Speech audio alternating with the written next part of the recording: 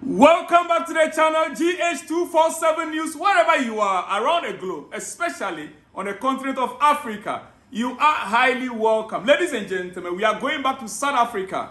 Yes, there has been a debate on SABC, South African Broadcasting Network, SABC, on the xenophobic attacks currently happening in South Africa. The last 2 weeks, 3 weeks, it's been brutal. Things seem to have calmed down a little bit, but then the issue is not yet over. It's not yet settled. There's been a debate about whether South Africans are truly xenophobic or not.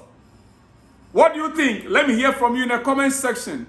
As a Ghanaian, living outside my home country, I understand and I know how it is like to live in a foreign land.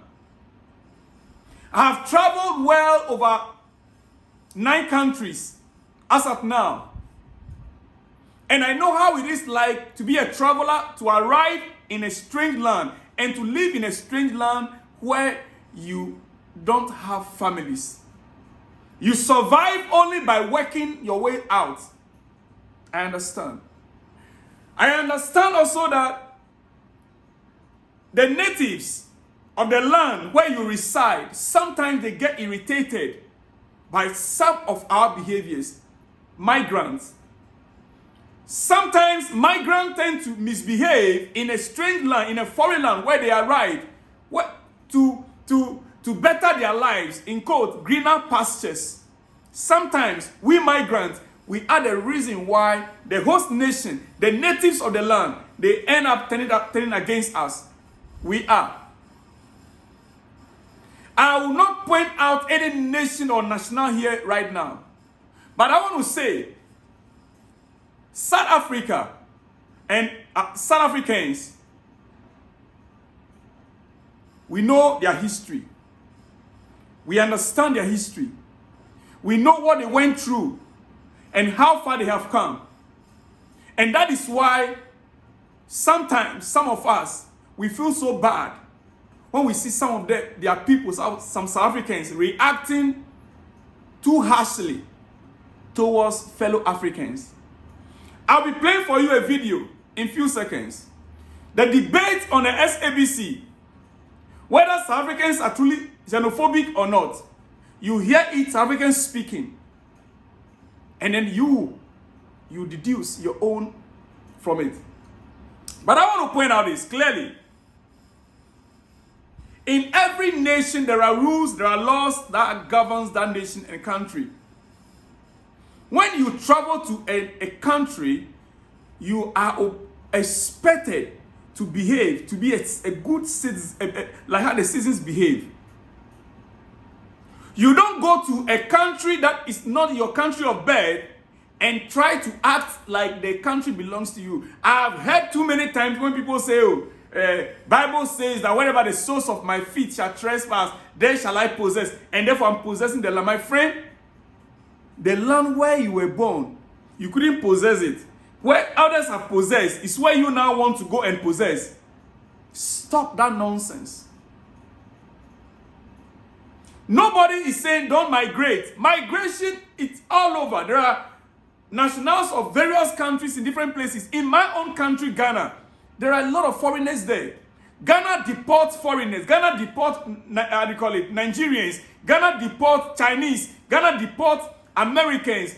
Recently, Ghana deported Israelis. Recently.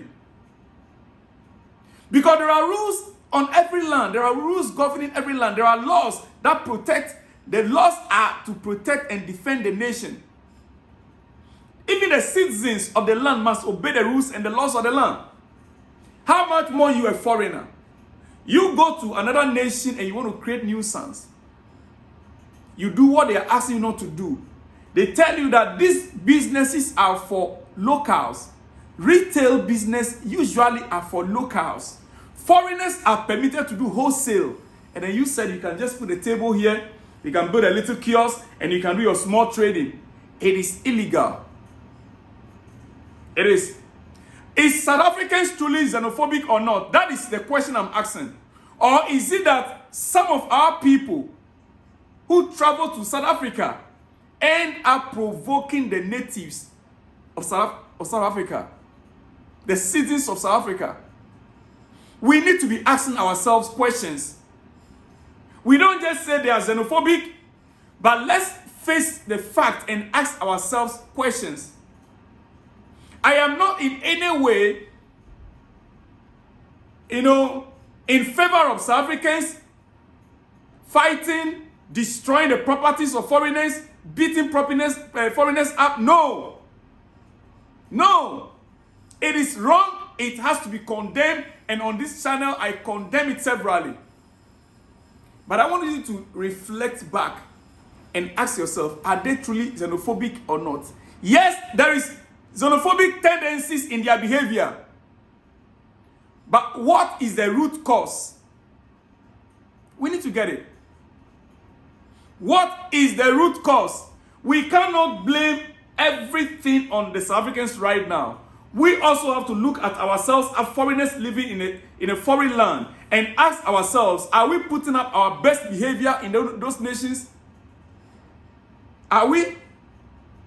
I know some of you will disagree with me, but hey guys, let's face the fact.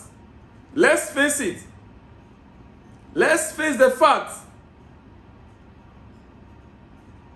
You went to another man's country, you want to establish your kingdom because you got married to a local. And that was all the intention, the idea why you got married to the lady in the first place. Come on. Come on. And South Africans, know it that it is the entire African continent that helped you to survive to date. Know it and have peace. Know it that you cannot stand alone. If you have anything to fight, you have to be fighting against your fellow South Africans, white-skinned South Africans, because they possess the land that you are supposed to possess. As we speak, they have over 70% of the land. The white South Africans have over 70% of the land that you are supposed to be occupying. They should be your problem, not your fellow black Africans. No. Yes, I understand the nuisance some of our people are creating. But there are ways to handle these issues. There are ways to handle it. Ladies and gentlemen, let me pause here. I want you to watch this. By your initial is that immigration is a fundamental problem. Immigration, there's two sides to this story, and this is what you talk about fairness.